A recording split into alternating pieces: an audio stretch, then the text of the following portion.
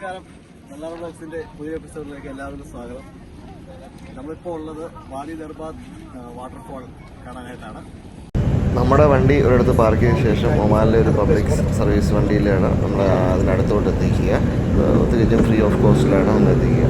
ഒമാനിയ ഡ്രൈവറാണ്, നല്ല കമ്പനിയായിട്ട് വർത്തനമൊക്കെ പറഞ്ഞിട്ട് ഡ്രൈവ് ചെയ്ത് പോകുന്നുണ്ടായിരിക്കും.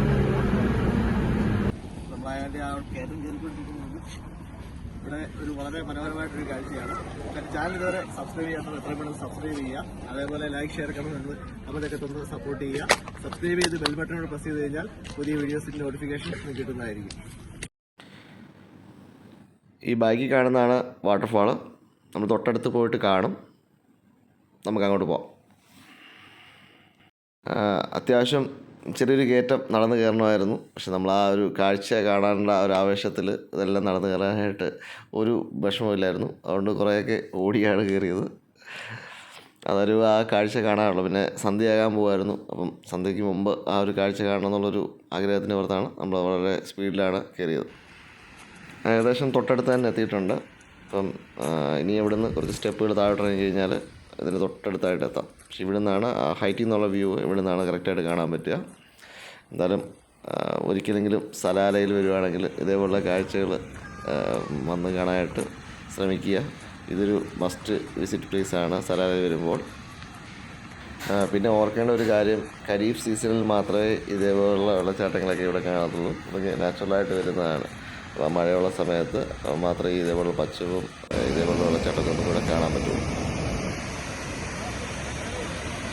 ഈ ബാക്കിൽ കാണുന്നതാണ് ദർബാത്തിന്റെ ഏറ്റവും മനോഹരമായ ഒരു വാട്ടർഫാൾ. നമുക്ക് അടുത്ത് പോയിക്കാം.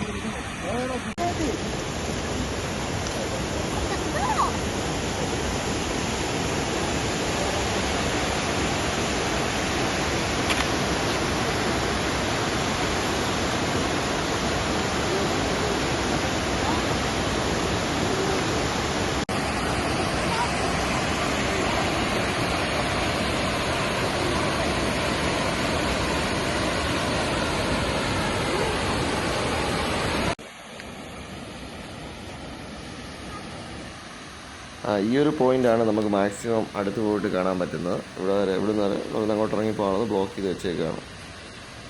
പണ്ടൊക്കെ എനിക്കൊന്ന് താഴത്തൂടെ ഇറങ്ങി പോകാമായിരുന്നു. പക്ഷേ ഇപ്പോൾ അവർ റെസ്ട്രിക്റ്റ് ചെയ്തേക്കാണ്. എന്തെങ്കിലും ആക്സിഡൻറ്റ് ഉണ്ടായിട്ടുണ്ടാവും, അതുകൊണ്ടായിരിക്കും റെസ്ട്രിക്റ്റ് ചെയ്ത് വെച്ചേക്കാണ്. എന്തായാലും നമ്മളെ ഒരു പോർട്രേറ്റ് ചിത്രം പോലെയാണത്. അത്